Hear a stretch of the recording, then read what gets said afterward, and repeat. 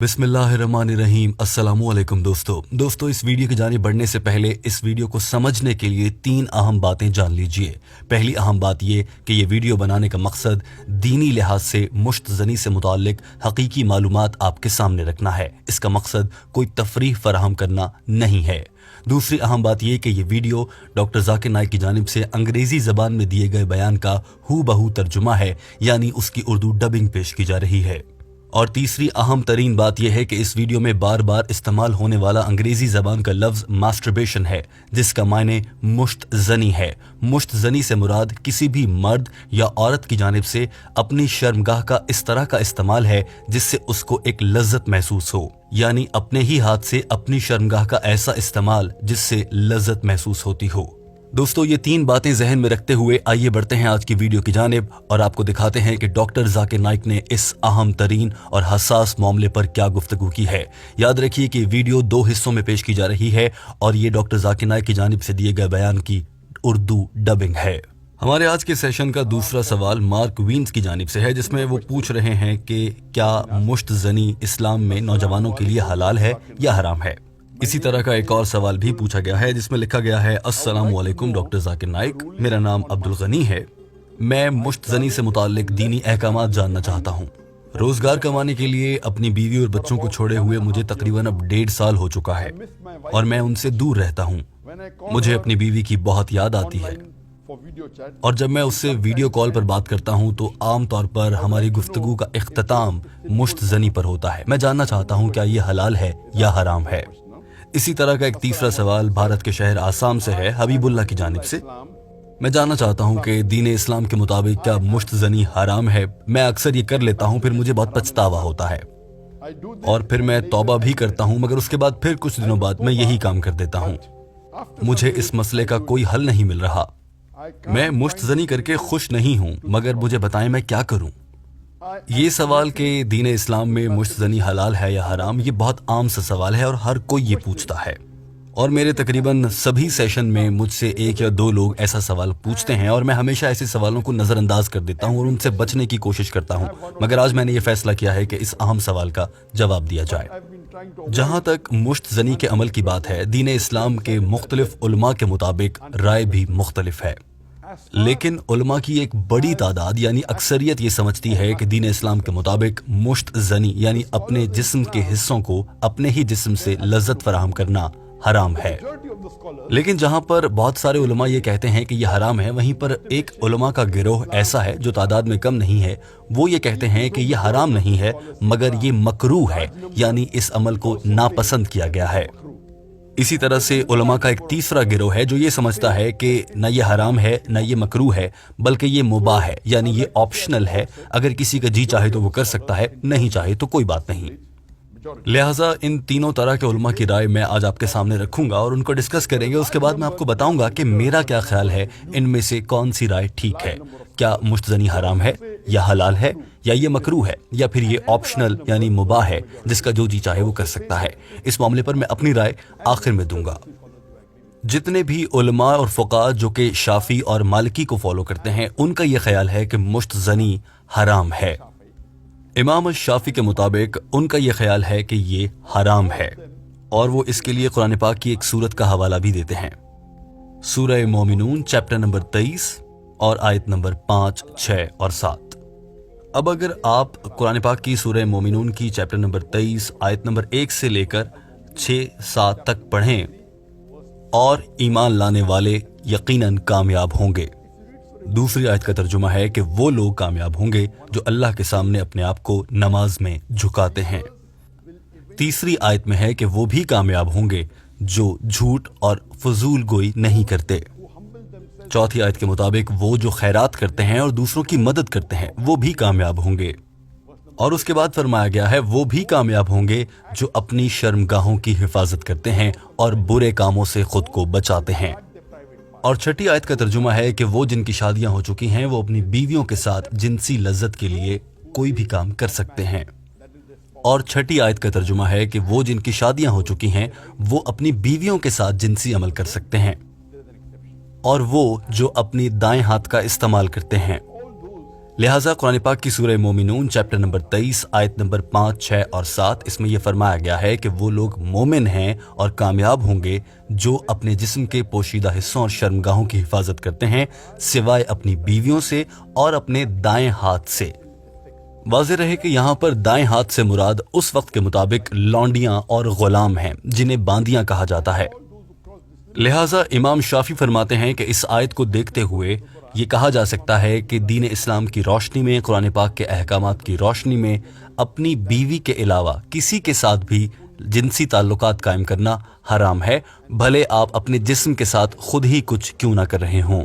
یہاں تک تو ہو گئی علماء کے پہلے گروہ کی بات۔ اب بات کرتے ہیں دوسرے گروہ کی جو یہ سمجھتا ہے کہ مشت زنی کرنا حرام نہیں ہے بلکہ یہ مکروہ ہے۔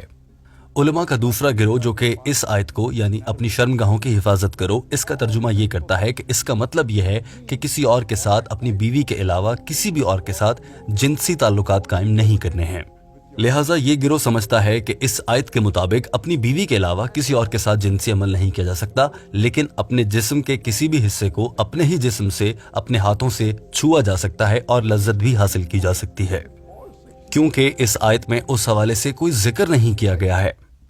علماء کا یہ گروہ یہ سمجھتا ہے کہ قرآن پاک میں ایسی کوئی آیت موجود نہیں ہے جو یہ کہتی ہو کہ مشت زنی کرنا حلال ہے یا پھر حرام ہے۔ البتہ ایک ہی آیت موجود ہے جو یہ کہتی ہے کہ اپنی شرمگاہوں کی حفاظت کی جائے، اور اس میں مشت زنی شامل نہیں ہے، لہٰذا مشت زنی کو مکروہ سمجھا جاتا ہے۔ اسی طرح سے ابن حزم فرماتے ہیں کہ ہمارے پیارے نبی حضرت محمد صلی اللہ علیہ وآلہ وسلم نے اس وقت لوگوں کو اس بات کی اجازت دی تھی کہ وہ اپنی شرمگاہوں کو چھو سکتے ہیں، اور اس کے لیے بہت سی احادیث موجود ہیں کہ اپنے بائیں ہاتھ سے چھوا جا سکتا ہے، اس میں کوئی برائی نہیں ہے، یہ آپ کے جسم کا ایک حصہ ہے، آپ اسے چھو سکتے ہیں۔ اسی طرح سے مشت زنی کے عمل سے خارج ہونے والا مواد بھی آپ کے جسم سے نکلنے والا ہی ایک لیکوڈ ہے اور اسے آپ باہر نکال سکتے ہیں۔ لہٰذا یہ دیکھتے ہوئے کہ نبی کریم صلی اللہ علیہ وآلہ وسلم نے اپنی شرمگاہ کو چھونے کی اجازت دی ہے، لہٰذا اس کو چھو کر اس طرح سے اسٹیمولیٹ کرنا، اس طرح سے اکسانا کہ جسم سے مواد خارج ہونے لگے، اس کی بھی اجازت ہے۔ لیکن میں یہاں پر ایک اور چیز واضح کرتا چلوں کہ مشت زنی دراصل دو طرح کی ہوتی ہے، ایک یہ کہ آپ اپنے ہاتھ سے اپنی شرمگاہ کو چھوئیں، اور دوسرا یہ کہ کسی بھی شخص کی بیوی یا اس کا شوہر ایک دوسرے کی شرمگاہ کو چھوئیں۔ لہٰذا میاں بیوی کے لیے قرآن پاک میں یا دینی احکامات کے لحاظ سے کسی مقام پر اس عمل سے منع نہیں کیا گیا ہے، اور میاں بیوی ایسا کر سکتے ہیں۔ لہٰذا اس بات کو اور ان معلومات کو دیکھتے ہوئے کچھ علماء یہ نتیجہ بھی نکالتے ہیں کہ اگر کوئی شخص اپنی بیوی کے لیے اور اس کی بیوی اپنے مرد کے لیے ایسا کر سکتے ہیں تو وہ خود بھی اپنے آپ کے لیے ایسا کر سکتے ہیں، اور اس میں کوئی برائی نہیں ہے۔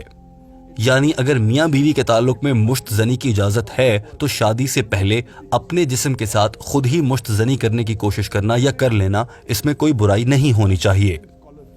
لیکن وہ علماء جو مشت زنی کے عمل کو حرام سمجھتے ہیں وہ ایک اہم حدیث کا حوالہ دیتے ہیں۔ صحیح بخاری والیوم نمبر 7 حدیث نمبر 5066، جس میں نبی کریم صلی اللہ علیہ وآلہ وسلم نے فرمایا said that, "O young people, whoever has the means to get married, they should get married, for it will help you to lower your gaze." اے جوان آدمیوں، جس کے پاس بھی شادی کرنے کے وسائل موجود ہیں وہ فوراً سے شادی کر لے تاکہ تم اپنی نظروں کی حفاظت کرو اور اپنی شرمگاہ کو بھی محفوظ رکھو، اور وہ جن کے پاس شادی کرنے کے وسائل نہیں ہیں انہیں چاہیے کہ وہ روزہ رکھیں تاکہ ان کی جنسی عمل کی خواہش کم ہو جائے۔ لہٰذا کچھ علماء یہ سمجھتے ہیں کہ نبی کریم صلی اللہ علیہ وآلہ وسلم نے فرمایا ہے کہ اگر شادی نہ کر سکو تو روزہ رکھو، یہ نہیں کہا کہ مشت زنی کر لی جائے۔ لہٰذا ہم یہ سمجھتے ہیں کہ اس بات کا مطلب یہ ہے کہ مشت زنی حرام ہے، کیونکہ نبی کریم صلی اللہ علیہ وآلہ وسلم نے یہ کرنے کو نہیں کہا ہے۔ مگر میں یہ سمجھتا ہوں اگر نبی کریم صلی اللہ علیہ وآلہ وسلم نے یہ کرنے کو نہیں کہا ہے تو یہ کرنے سے یہاں پر منع بھی نہیں کیا ہے، لہٰذا اس حوالے سے کچھ بھی واضح نہیں ہے۔ لہٰذا اس حدیث کا ہمیں ایسے ترجمہ لینا چاہیے کہ آپ شادی کر سکتے ہیں تو کر لیں، اگر نہیں تو روزہ رکھیں۔ اس حدیث میں ایسا کہیں نہیں کہا گیا ہے کہ مشت زنی کرنا حرام ہے یا حلال ہے، لہٰذا اس حدیث سے یہ نتیجہ نکالنا کہ مشت زنی کرنا حرام ہے یہ غلط ہوگا۔ یہ ویسی ہی بات ہے کہ اگر میں کہوں یا پھر بلکہ آپ ایسے سمجھ لیں کہ اگر نبی کریم صلی اللہ علیہ وآلہ وسلم نے فرمایا ہوتا کہ کھجور کھائیں یہ جسم کے لیے مفید ہے، تو اس کا مطلب یہ ہرگز نہیں ہے کہ باقی پھل حرام ہیں، آم کھانا حرام ہو جائے گا، ایسا نہیں ہے۔ اور جہاں تک میرا مطالعہ ہے ایسی کوئی حدیث نہیں ہے، صحیح حدیث ایسی کوئی بھی نہیں ہے جس سے یہ ثابت ہوتا ہو کہ مشت زنی کرنا حرام ہے۔ ہاں کچھ کمزور یعنی کہ ضعیف حدیثیں موجود ہیں، مگر انہیں ابھی کوئی علماء صحیح نہیں مانتے، لہٰذا مشت زنی کو حدیث کی روشنی میں بھی حرام نہیں کہا جا سکتا۔ اب کچھ بات کر لیتے ہیں علماء کے دوسرے گروہ کی جو یہ سمجھتا ہے کہ مشت زنی کرنا حرام نہیں ہے بلکہ یہ مکروہ ہے۔ ان میں سے ایک ابن عباس رحمۃ اللہ ہیں جو کہ نبی کریم صلی اللہ علیہ وآلہ وسلم کے ساتھی تھے۔ ان کے پاس ایک شخص آیا اور اس نے کہا کہ میں بہت عرصے سے مشت زنی کر رہا ہوں۔ جواب میں آپ نے فرمایا کہ مشت زنی کرنا زنا کرنے سے بہت بہتر ہے، لیکن شادی مشت زنی کرنے سے بھی بہتر ہے۔